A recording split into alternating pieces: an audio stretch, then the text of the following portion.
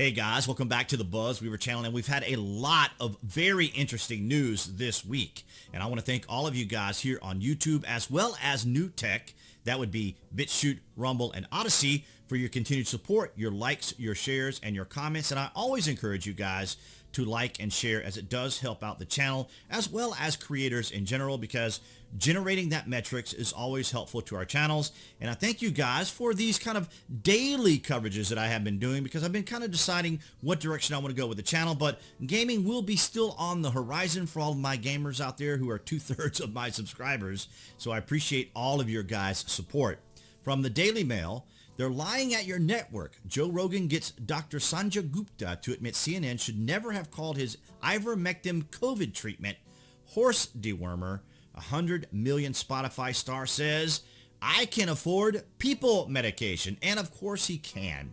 And the mainstream media and the legacy media can be very selective with what they see and what they write about. Of course, you guys probably remember the mocking that they did of President Trump when he was thinking out loud about disinfectant, and how they were saying, oh, so you want Lysol. People will spray Lysol into their veins and cure themselves of COVID. And, you know, that kind of nonsense. But they don't recognize that Joe Biden can't even complete a sentence, or they complete the sentences for him. And as we talked about from the Politico, they just need Joe Biden's corporeal presence. And if you watch the Friday vlog that'll be out this Friday, we talk about how some of what Joe Biden does is all staged. And we'll go into that later. So Joe Rogan has forced CNN's chief medical correspondent into admitting that the network should have never described his prescribed ivermectin COVID treatment as a horse dewormer. And it shouldn't have. Now, it wasn't Gupta himself that said anything about it. It was another CNN correspondent that had talked about it. But of course, Joe Rogan, of course, can't afford the best medical care out there. So what he did was he just took what was known as good treatment, or, for example, a lot of what President Trump was given is what he had. And he had basically contacted his physician.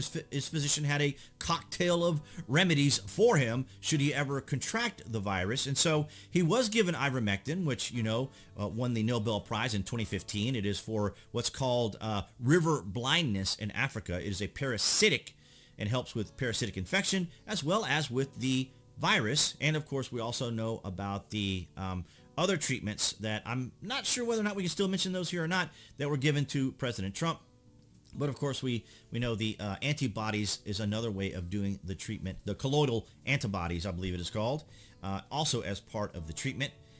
And so here we have the actual interview. If you guys want to check it out, you can go down here to Powerful JRE, which are just little segment clips of Joe Rogan.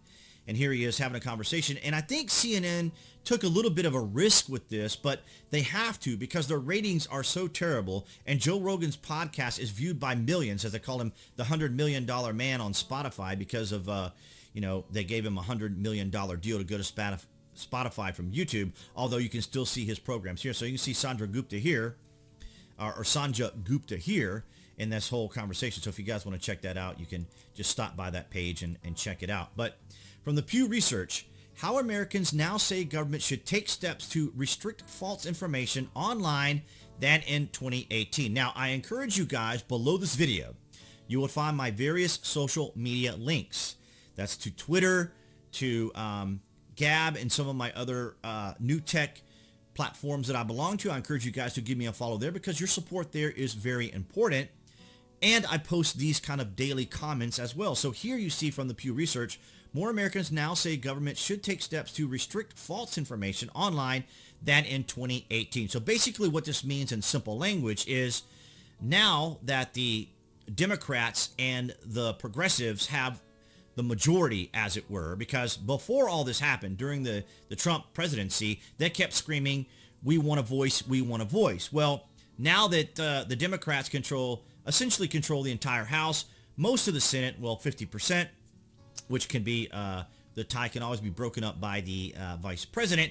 They control pretty much everything, including the presidency. So now they're saying, we are the voice. So in other words, the reason they want censorship and the reason they push censorship is they don't want any competing ideas.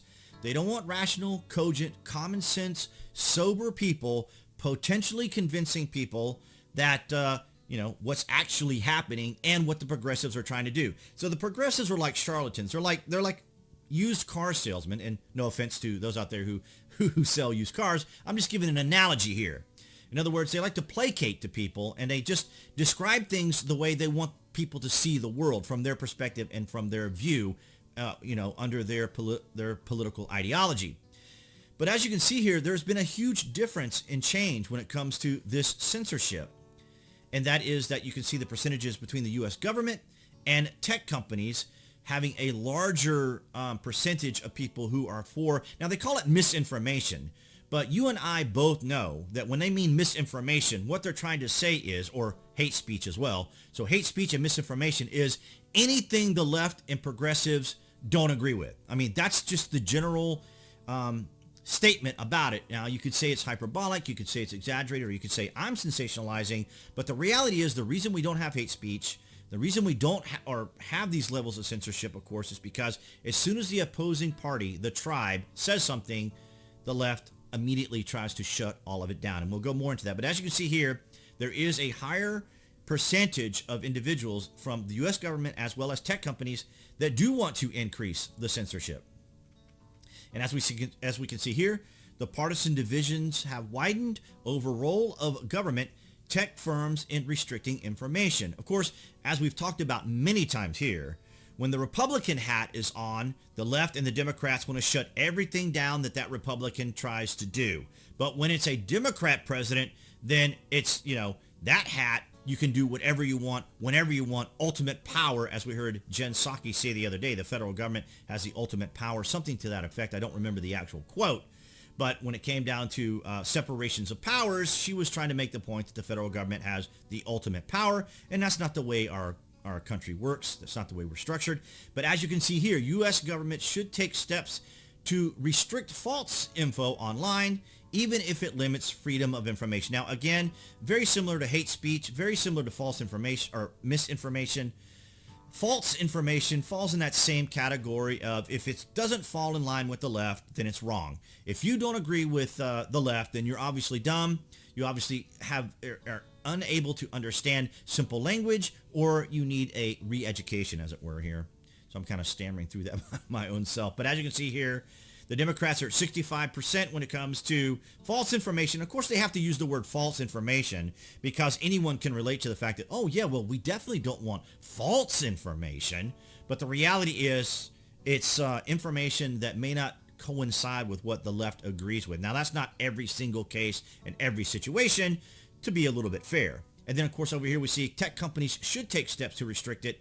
False info online.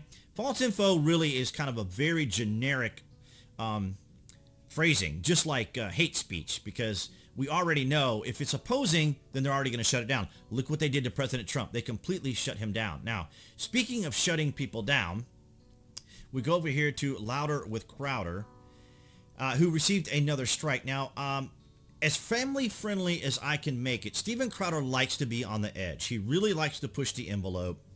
And essentially what he was covering was the story you probably heard about where the father went to a school board meeting, or he went to the school where his daughter was assaulted by another student who identified as a female, and that person harmed his daughter. So that's as family friendly as I can keep it.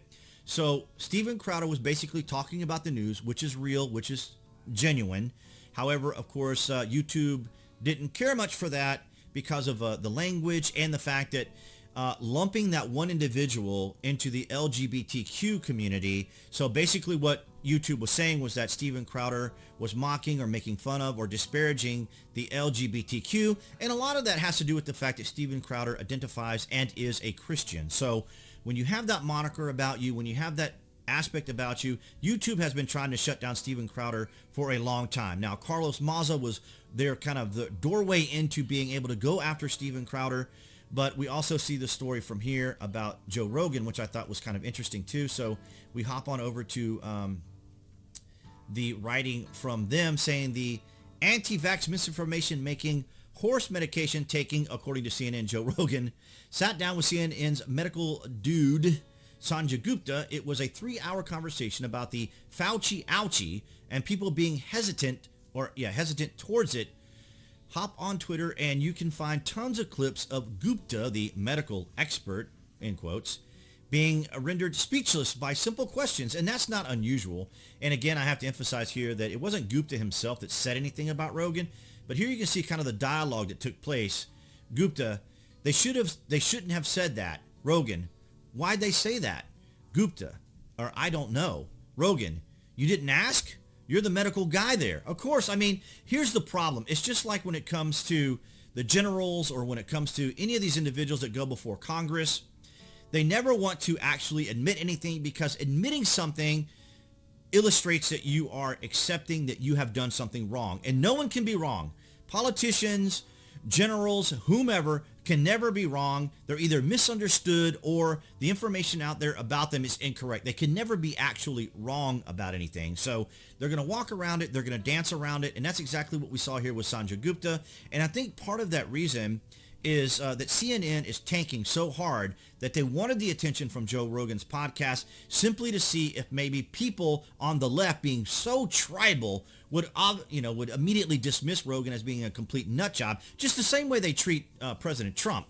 Basically is the treatment that Joe Rogan is getting, particularly when they try to suggest that he took a horse dewormer, because again, we're talking about making very simple distinctions. It's selective wording, selective understanding, and we know the difference between what President Trump said and what he meant, and we clearly understand that there are medications for animals, but they're not the same as humans. Now, that should be easy to make distinctions about.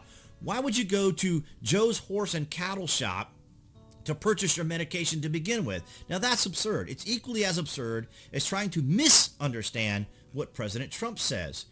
Now, speaking of misinformation and fake news, here we have out of Canada, and I saw this on Viva Frey's YouTube the other day. Viva Frey is that's his creator name, but he's on YouTube. He is an attorney out of Canada. Sister of dead 14-year-old boy blast Alberta health for labeling his death COVID-related. Now, so essentially what happened here is her brother was suffering from brain cancer and succumbed to brain cancer, but apparently right before he succumbed to the illness, he had contracted COVID-19, and the medical doctors there categorized his death as from COVID and not from cancer. And this has become kind of a big news story. Now, here she is here. I tried to find this tweet, so I guess it is still here. Well, it isn't, but I tried to find this particular tweet right here, and it's no longer available. So 14-year-old on the article is my brother. He died from stage 4 cancer, not from COVID. This is fake news. He was diagnosed in January 2021 and hospitalized in August. So you can clearly see that she came out to speak about it, but I can't find this tweet. I cannot find her. I cannot find a tweet. Maybe the Canadians pressured Twitter, Jack Dorsey or Vijaya, who's the head of the security and everything else. Maybe they spoke to her directly and they made the change. But nonetheless, we see here from my local city here in Atlanta, NBA player got blood clots from COVID vaccine that ends his season. NBA told him to keep it quiet. So Brandon Goodman, an NBA player with the Atlanta Hawks here in Atlanta, plugging my Atlanta city, admitted recently that he got blood clots from the COVID vaccine that ended his season and possibly his career. Godwin said the NBA told him to keep it quiet. So Brandon Goodwin said, basically, I got sick. I never quite recovered from it. I would always have back pain. I was super tired in the games. I was so tired, I felt like I couldn't run up and down the court. My back was hurting. My back really started hurting bad.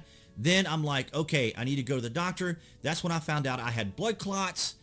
That all within the span of a month. So within him getting the vaccine and then practicing and playing, he was experiencing some difficulties. And I can already hear the left saying, oh my gosh, Buzz, you got that from the Gateway Pundit. Well, this is from my local news. I know him as a player. Well, I mean, I don't know him personally. I know he's a player for the NBA, and that was one of his quotes. And we can see it from other sports-related sites or podcasts. Atlanta Hawk point guard, yes, the vaccine ended my season 1,000%. That's something typical of a sports enthusiast would say. In the midst of the fallout between the NBA and Kyrie Irving, we talked about Kyrie the other day, a former Atlanta Hawk point guard has now sounded the alarm on how the vaccine ultimately ended his season last year and how his team attempted to cover up the side effects he suffered from the shot. I would say there's a tremendous amount of cover-up. Now, the CDC has never come out and said that the vaccine is 100% guaranteed safe. They know there's problems. That's just the way it always is because not everyone is going to be receptive to the vaccine. This is why I've always said, talk to your doctor. They know your history. They know your drug interactions. They know procedures that you've had. They know what condition you're in and whether or not the vaccine will be safe for you. And if there is a reaction like with this NBA player, now he's a healthy individual. So you can imagine someone who maybe not as healthy could potentially suffer greatly from blood clots because it's a very serious thing. It doesn't matter what age you are, blood clots can cause a lot of problems, if not kill you. So in sports-related news, we also heard about John Gruden, the former head coach of the Los Angeles Raiders, but nonetheless, or Las Vegas Raiders, I'm sorry. They used to be LA Raiders, but now they are the Las Vegas Raiders.